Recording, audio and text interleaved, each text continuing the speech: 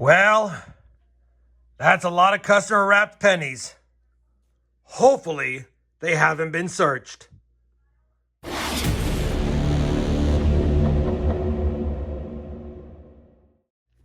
Hey everyone, it's RobFindsTreasure. Welcome back to my channel. In front of me is 100 customer wrapped rolls. I actually got these rolls from a bank in their plastic red penny trays, and they said that they had these, and I asked if they were returns from a customer, and they said they don't know about that. They just know that a customer brought in some of them and then somebody else brought in the other one. So I went ahead and took a quick peek. I don't see any wheat cent enders. I'll tell you that these first 12 rolls of the second box that I put in here are a different kind of wrapper, although they look the same from the top. Now, if I pull just a random roll out, these are definitely customer wrapped rolls, and I'm not sure if these rolls are just returns from someone pulling out all the wheat cents. Maybe they were keen to varieties and look for varieties. But the one thing that I do know is they didn't pull out the copper, because there is a lot of copper enders. So this is supposed to be episode number 123 of our Penny Hunt and Fill series.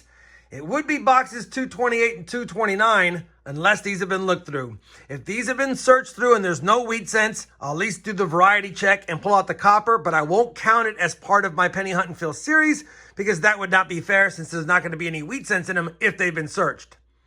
So I'm going to kick it off with the very first roll, and I should know pretty quickly if they have any wheat cents, I would imagine by the 10th or 12th roll. I'll be back if I have a find, and if I do, we'll make this part of the series. Just a quick update. I'm 5 rolls in, and we have not found a wheat cent yet. Every roll is having about 50% copper. That's how much copper we have, plus this. We've got 259s and 169s. The odd thing is, we have not seen one shield cent yet, and I think the oldest is 2007 or 2008 that we have seen. We have not seen any of the presidential Abraham Lincoln 2009 commemorative cents yet either. Now, I know that we have a shield cent back here, but so far, it's all been copper. It's all been pre-2009 cents. Again, no wheat cents or varieties yet, but I don't think it's someone's dump because where are all the shield cents?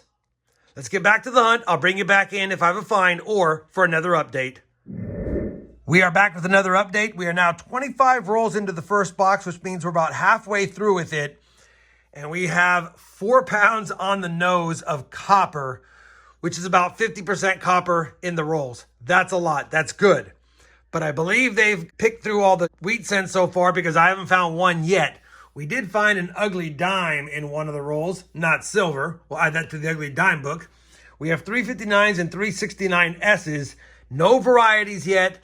I'm trying to figure out what this is. It looks like it might be someone's returns that had a whole bunch of copper mixed in with just some other loose change. I'm not quite sure. We've only found 2 shield cents and 2 09s in the whole entire batch, and the 2 shield cents were 2010. Interesting box.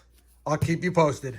We're on roll number 44, and I figured I'd give you guys another quick update. First and foremost, that's 5 pounds of copper, plus we're already adding to it. We've got 659, still 3 1969s in that ugly dime. But I just dumped out this roll, and take a look at that. Man, I've been seeing a lot of copper, but I think that's almost an entire roll of copper cents.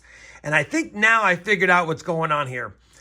We've only seen a handful of shield cents, and so my best guesstimation is somebody had like a water jug or something they put all the pennies in that they have found over maybe a 5 or 10 year period. Flash forward to today that, hey, I'm going to go ahead and cash in that penny jar. Maybe they pulled out all their wheat cents, but they rolled up all the coins, dropped them off at the bank, and then I picked them up. So that's my philosophy here. Probably not going to find any wheat cents in any of this, except for maybe these first 12 rolls that are a different type of roll. We'll have to see.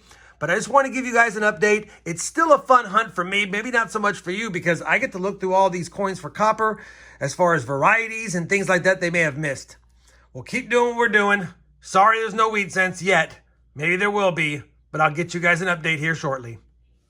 All right, we have finished that first penny box. Just a quick recap. We ended up adding a few more 1959s for a total of 8. Still 369s. 7 pounds, 14 ounces of copper in that box at about $4 a pound. we're looking at about a $30 box worth of pennies just in the copper alone. And then you still got all those. So probably a $40 box of coins right there. And it's probably going to be close to the same for the other one. We'll have to see. Either way, again, I know there's not a lot of finds, but we got to look for things, because if we have a variety in one of these rolls, I'll be mad that I didn't find it. Plus, I like stacking copper. I'll get back to the second box now. I'll give you a recap somewhere along the way in here, see how we're doing. See if we can beat 7 pounds, 14 ounces in box number 2 and add something else to the board. Just a quick update. We finished those 12 rolls that don't have the writing 50 cents on the side, that were slightly different. You know, they're probably the same exact person dumping them. There was a little bit more zinc cents in there than the previous rolls, so a little bit less copper. We only have that much after 12 rolls. So these might have just been filler rolls to make it a full $50 deposited. Now that we finished those, we'll move on to these. I'll give you another update halfway through the box with the copper way to see how we're doing, unless we have a find before then.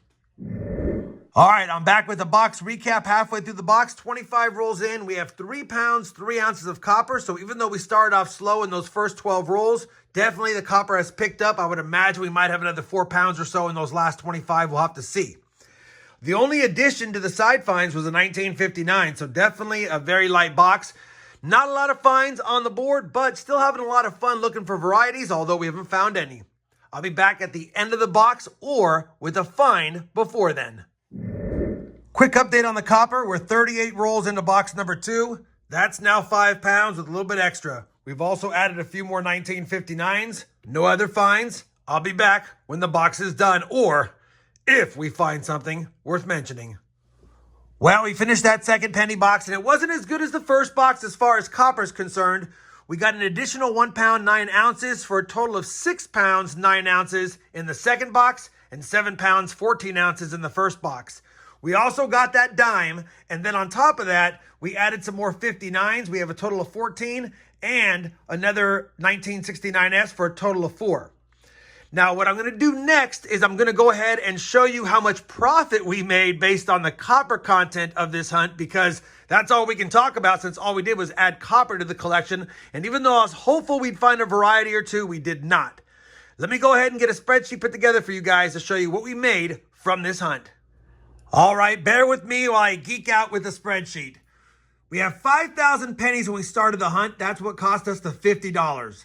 Box 1 had 7 pounds, 14 ounces of copper. Box 2, 6 pounds, 9 ounces of copper, for a total of 14 pounds, 7 ounces, almost 14 and a half pounds of copper. Now, I wanted to break it down to total copper ounces, which was 231. And then to make it easy for math purposes, I multiplied that by the number of grams in an ounce. And remember, this isn't troy ounce, this isn't precious metals. It came out to 6,549 grams of copper. That means based on the weight, if we divide it by 3.11 grams for every one of the copper cents, and although I know they're circulated, there's probably more than this. This is the math just to keep it simple for the spreadsheet. We had 2,106 copper cents, and then based on the $50 or 5,000 pennies, we had 2,894 zinc cents. At the current price of copper melt today at $4.06 per pound, that means we had $58.62 in copper cents and another $28.94 face value for the zinc cents. Total value of the hunt was $87.56. Again, we spent the $50 to pick up the boxes. That means we made $37.56 in profit on just the copper alone. Now, of course, we had the dime. That's worth 10 cents, but it took the place of a cent for a penny. So we also made 9 cents on that dime. Total profit, $37.65. Rudimentary numbers because, like I said, we probably actually have more copper pennies than what I have here because they probably all don't weigh 3.11 grams. But I wanted to keep it as accurate as possible. So, in recap, even though there was hardly any finds and really no finds to speak of, and we can't use this for the Penny Hunt and Fill series, I definitely had one of my better profit boxes because of the copper. Hopefully you guys enjoyed this hunt. I know it wasn't as fun, but maybe this copper breakdown made you realize how much you can make on just finding copper cents in circulation should you want to. We'll cover the exit strategy down the road when I have one, but for now, I'll continue to stack copper and make a few bucks while I'm doing it. If you did enjoy the hunt, I'd appreciate that thumbs up. And as always, everyone, happy hunting and thanks for watching.